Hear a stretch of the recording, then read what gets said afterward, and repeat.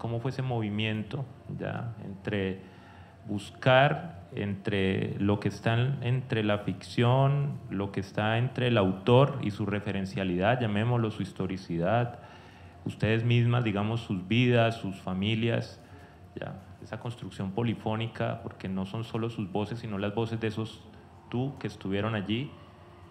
Y bueno, pues diría que contarnos cómo es el trabajo de investigación, tanto en creación como en una monografía crítica, el que pone como el centro, ¿ya? En establecer esos abordajes. De pronto, contarnos un poquito, y sobre todo por los estudiantes que están interesados e interesadas, cómo se dan esos procesos, ¿sí? Esos procesos de investigación, qué se tienen en cuenta y qué camino van esas diversas posibilidades del yo, desde lo más íntimo, ya, hasta las construcciones pues ya de ficción en su caso, o las de un escritor, cómo se dan esos procesos de investigación.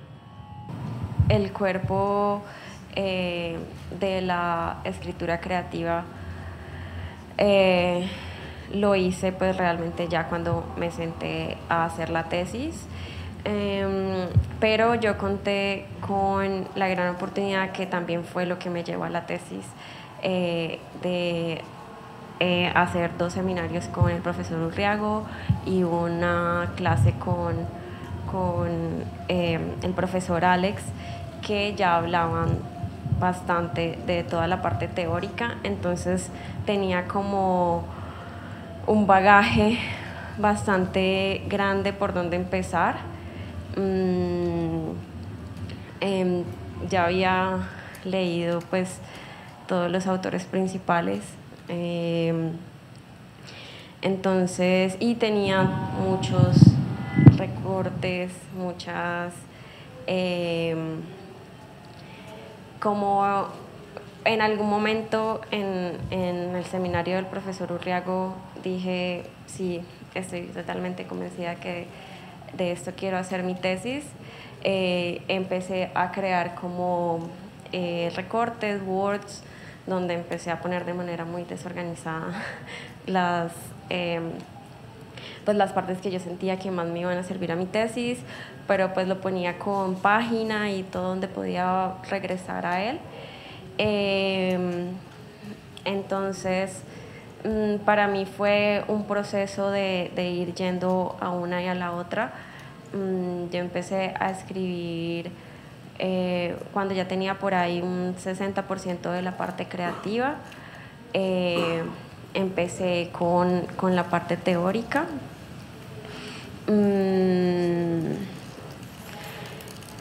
Y creo que para mí fue como un método que me sirvió muchísimo, porque leer la teoría de las escrituras del yo, creo que pues con mucha ayuda del profesor Alex pudimos ver cómo dividir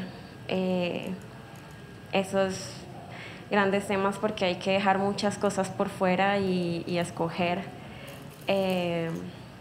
como 3 grandes hilos teóricos para hablar de ellos. Entonces sí, creo que para mí ir y volver de lo creativo a lo teórico fue como que lo que me ayudó a avanzar en los dos.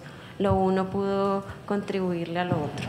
Respecto a esta pregunta, es importante como identificar las líneas de interés, ojalá lo más pronto posible antes de llegar a 9º semestre, como para no sentirse tan desorientado.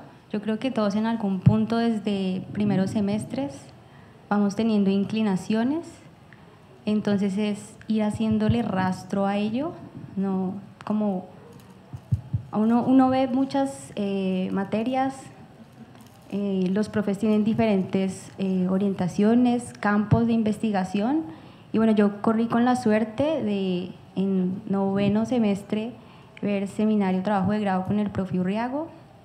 Yo en un inicio tenía pensado que lo que estaba escribiendo iba para una novela, era mi intención principal, y parte de lo que yo narro allí es como un proceso de metaescritura, muchas de las entradas del diario son escenas, son diálogos, caracterización de personajes, y eso no se concretó. O sea, la intención se derrumba por su propio peso, porque está atravesada por muchas situaciones personales. Igual he hablado desde lo teórico siempre por el borde, pero no he ahondado en la pregunta vital del diario. Y bueno, quizás ahorita cuando lea los fragmentos puedan darse como cuenta más allá de qué es lo que estoy hablando, pero entonces con la pasantía de investigación para mí fue un soporte muy grande ver desde lo teórico lo que para mí no tenía en algún punto una orientación, como yo lo hacía simplemente como un ejercicio de terapia, porque también ese es uno de los textos y de las ramas principales de la monografía, con Duccio Demetrio, escribirse como curación de uno mismo, donde esa narración que nos hacemos a nosotros, sobre nosotros, ayuda a mirarlos desde fuera, porque muchas veces todo lo que se siente es como una maraña mental que te invade y ni siquiera puedes entenderla. Entonces, para mí, teorizar fue la capacidad de comprender desde fuera qué era todo eso que yo estaba haciendo allí.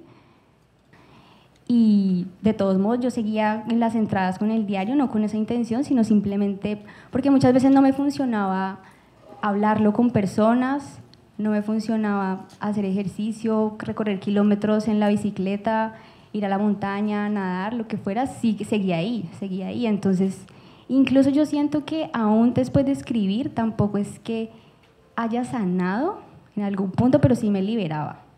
O sea, lograba como tranquilidad y lograba por lo menos en un momento estar solo allí en ese instante y lo soltaba, tanto así que a veces ni volvía a leer eso que estaba allí. Entonces, pues eso es lo que tengo que decir, como de cara a la investigación que van a emprender, si ya están finalizando semestres, iniciando, como seguir esa línea, esos intereses, identificar los profes que la trabajan y empezar a buscar referentes teóricos desde un inicio. Por más de que sea una monografía creativa, siempre se va a necesitar esa teoría y de todos modos ayuda a orientarte, porque a veces lo creativo puede quedarse corto si no lo miramos desde fuera con otros ojos distintos de análisis que le den otra forma. Considero que una de las mayores dificultades a la hora de escribir mi monografía fue que, a pesar de que uno es un ciudadano posmoderno, uno sigue teniendo inscrito el relato de la objetividad. Uno todavía quiere creer que existe la objetividad, que todavía es posible alcanzar la verdad. Y yo recuerdo que cuando tuve la oportunidad de ver la materia con el profesor Urriago, lo primero que nos dice es que quizás las biografías y autobiografías que hemos leído no sean verdad. Es un choque para uno, porque uno de todos modos tiene dentro de sí este mito ilustrado de que se puede narrar una vida. Leer lo contrario es chocante, es un poco perturbador,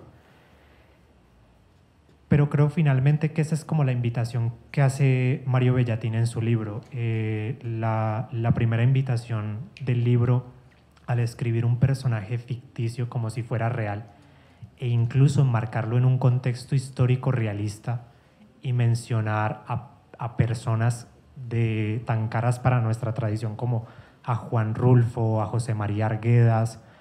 Bellatín menciona que Shiki Nagaoka fue nada más y nada menos que la persona que inspiró a Juan Rulfo, y esas ya son palabras muy mayores. Entonces, claro que uno se queda de alguna manera un poco defraudado cuando lee que lo que dice allí no es cierto, porque uno cree que ha hecho una gran revelación, que ha descubierto al autor del siglo, y que alguien le diga a uno que es mentira es bastante chocante. Sin embargo, siento que aprendí más haciendo la monografía que en la mayor parte de la carrera, porque tuve la oportunidad de investigar por mi propia cuenta. Y además sumergirme en una discusión que lleva más de 100 años y que ha tenido autores tan importantes como, por ambos lados, por los que creen en la promesa biográfica de decir la verdad y por los que creen que escribirse a uno mismo es inventarse a uno mismo y por lo tanto decir una mentira. Por una parte tenemos por ejemplo a Philippe Lejeune, Manuel Alberca, Jacques Lecarme, que dicen como: usted confíe, vea, yo puse mi nombre ahí, usted no tiene por qué dudar si yo puse ahí mi firma. Y por el lado de los rudos está, por ejemplo, Derrida, está Lacan. Lacan incluso va más lejos y nos dice que toda realidad tiene estructura de ficción. Y creo que ese es como el gran descubrimiento que hace Bellatín. Nos pone a dudar, por ejemplo, ¿qué sabemos, por ejemplo, de Sócrates? ¿Qué sabemos, por ejemplo, de Platón? No hay ningún pergamino que diga firmado por Sócrates. Lo que podemos estar leyendo ahí puede que sea una invención con una finalidad política, con una finalidad institucional, y al hacernos dudar del relato histórico, un poco nos está abriendo los ojos con respecto al relato positivista, que dice: usted confíe en la letra escrita, usted confíe ciegamente. No es por ser terraplanista ni nada de eso, pero por ejemplo sí hay ciertos relatos que se han dado por cierto, que se han dado por verdad, y puede que sea hora de que dudemos al respecto, con un cierto escepticismo sano. Tuve también la oportunidad de leer a teóricos como Vincent Colonna y a Linda Hodgson, que son autores que todavía no están traducidos a la lengua española y que son, en mi opinión, fundamentales para entender este tema, porque nos dan una perspectiva de lo que es la posmodernidad. La mayoría de personas, incluso cuando estamos en semestres superiores, no nos adentramos mucho en qué es este fenómeno de la posmodernidad, qué fue la modernidad. Incluso pensar que se ha acabado la modernidad suena como extraño, y son como, al leer todas estas escrituras del yo, todas estas escrituras autoficcionales, creo que uno se sumerge en todo lo que tiene que ver con la teoría de la posmodernidad, de la modernidad, incluso de esta destrucción del relato unitario, de esta destrucción del relato único, lo cual para mí fue totalmente enriquecedor. O sea, me enriqueció como profesional, como estudiante, y espero que como investigador también.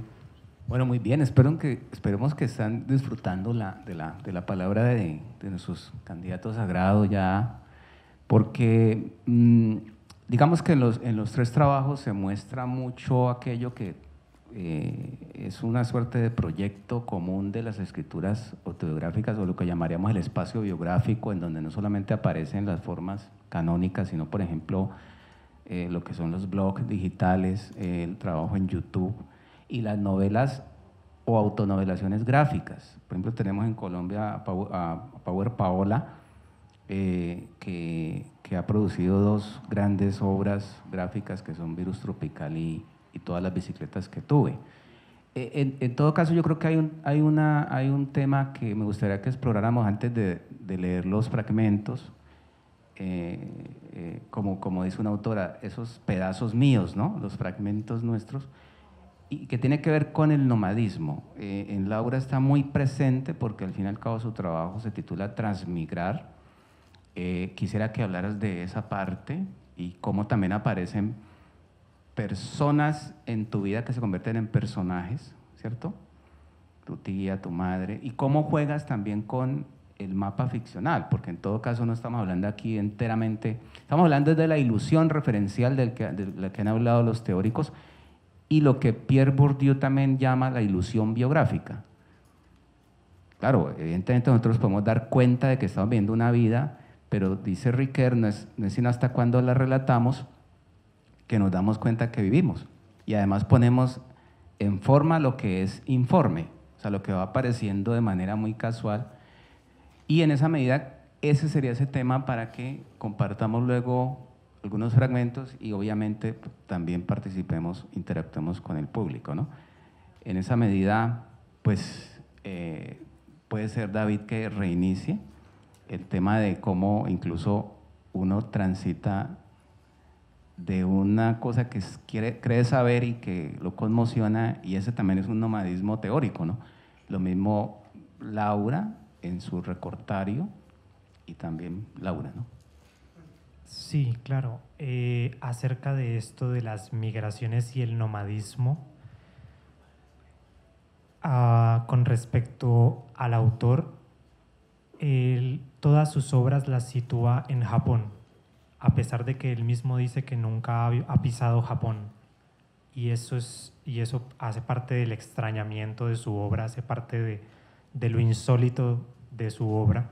Entonces, como él mismo menciona en un artículo que se llama Soy Mario Bellatín y soy ficción, dice: el Japón que escribo es el mío propio, no el geográfico que podemos identificar en el continente asiático. Y ese, de alguna manera, inventar un lugar, un espacio propio, a pesar de tomar un nombre prestado de la realidad, nos recuerda que aunque uno escriba minuciosamente, incluso con la prosa de un científico, no va a poder abarcar todos los rincones, todos los espacios que conforman un lugar. Este fragmento hace parte de la caracterización teórica introductoria, y entonces dice así: motivos primarios. Este diario es la huella dactilar de mi vida universitaria condensada en una experiencia fantasmal.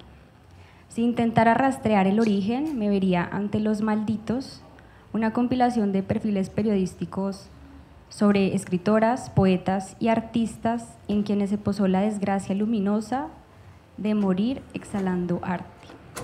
Llegué a ese libro a través de Leila Guerriero, mientras seguía cada rastro de sus apariciones en la red. Una de sus columnas de opinión, titulada Quieta, me paralizó. Las palabras eran de vidrio, se deslizaban sobre una superficie pulida hasta el filo. Si te duele, decía, repítelo tantas veces como sea necesario, perderás su punzada o te harás inmune a ella. Me parecía una completa revelación de carácter continuar la vida sobre una grieta. Caminaba por los pasillos de la universidad con la mirada abstracta. Las personas cruzaban, los ojos radiografiaban. Quería que un rayo intuitivo me señalara algo. Pretendía una señal profunda. Las primeras palabras reflejaron un espejo: escribir sobre el deseo de escribir. De pequeña jugaba con la máquina de escribir de mi padre. Me agradaba la sensación de teclear, muy distinta a la de escribir a mano, aunque durante los 5 años que comprenden la escritura del diario, también garabateaba hojas sueltas y cuadernos de distinto tipo. De todos modos, un diario en Word siempre me pareció más seguro y fácil de ocultar. Empezaron las ocurrencias. Fue el espacio para cosechar fluidez. Mencionaba obras leídas en la universidad, digitaba listas de compras o actividades pendientes. Hasta ese momento, contados 20 años, me cuestionaba la forma de relacionarme con las personas. Sin duda, reconocía la belleza interior o física de alguien, incluso podía construir una relación íntima de amistad. Era inevitable despertar en ellos o ellas la pulsión del tacto, la intención de un beso, pero mi reacción automática e inconsciente era una prevención drástica y no comprendía la razón. Un día, en la biblioteca, cada escalón un salto, 2 ojos mirándome, alto ahí, alguien me está mirando. Finjo no darme cuenta, miro sin ver, ya está. Algo.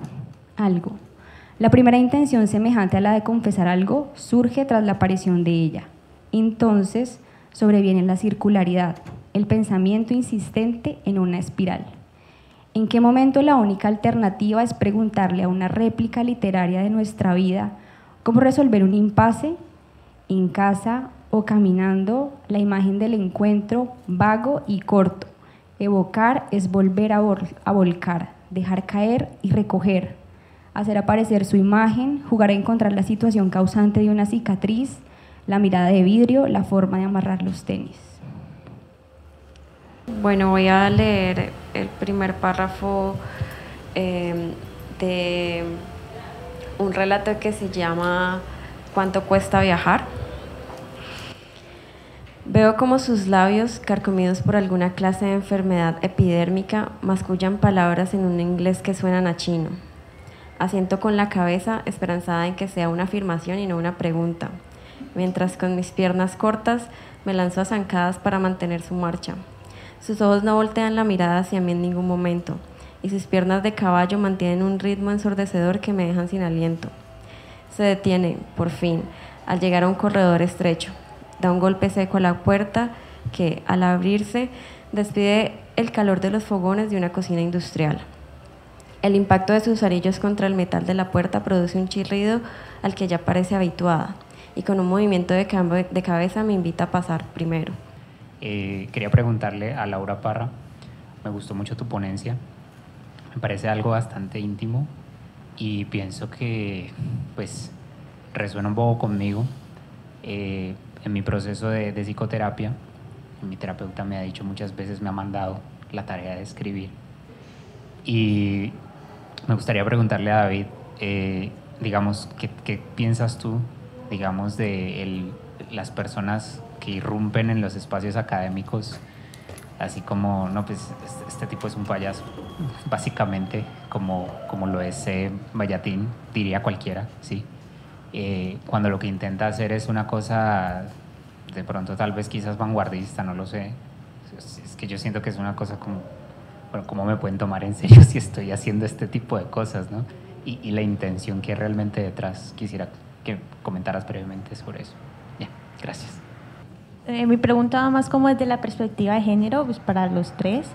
Tiene que ver con cómo influye en ustedes en su proceso creativo, su proceso de autorreflexión y de construir la voz propia, cómo influyen las escritoras mujeres, las autoras y también pues las mujeres que han tenido a su alrededor, las madres, compañeras, amigas, pues en su proceso de autorreflexión, ¿qué les mostró de ustedes mismas y pues qué les ayudó, impulsó a descubrir de ustedes mismos en el proceso de escritura?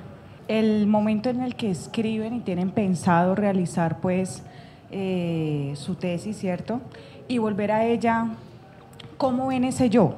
Sí, como esa construcción de ese yo en un pasado, que tienen que volver y estar escribiendo, reescribiendo hasta llegar como a ese punto clave, exacto, y cuando ya lo terminan y volver de nuevo a releerse ese encuentro, ¿qué les parece? Si les causa de pronto dolor o si de pronto les llama la atención que algo pudiesen cambiar o definitivamente hay satisfacción, solamente eso.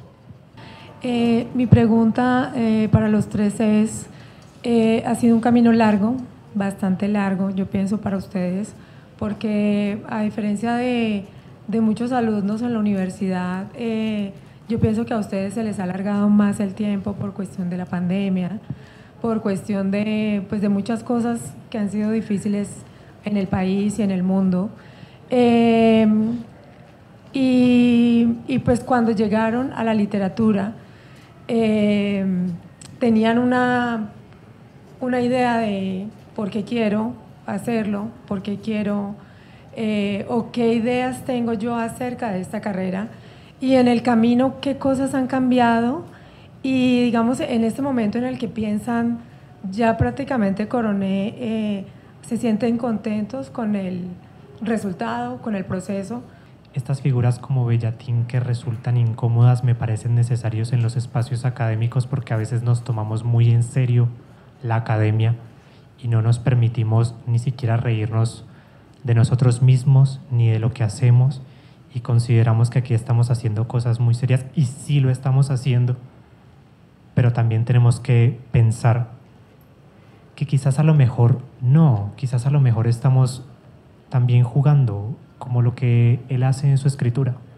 Me parece súper necesario que más personas como él demuestren o nos muestren las hipocresías, un poco las falsedades que hay al interior del mundo académico y de la universidad.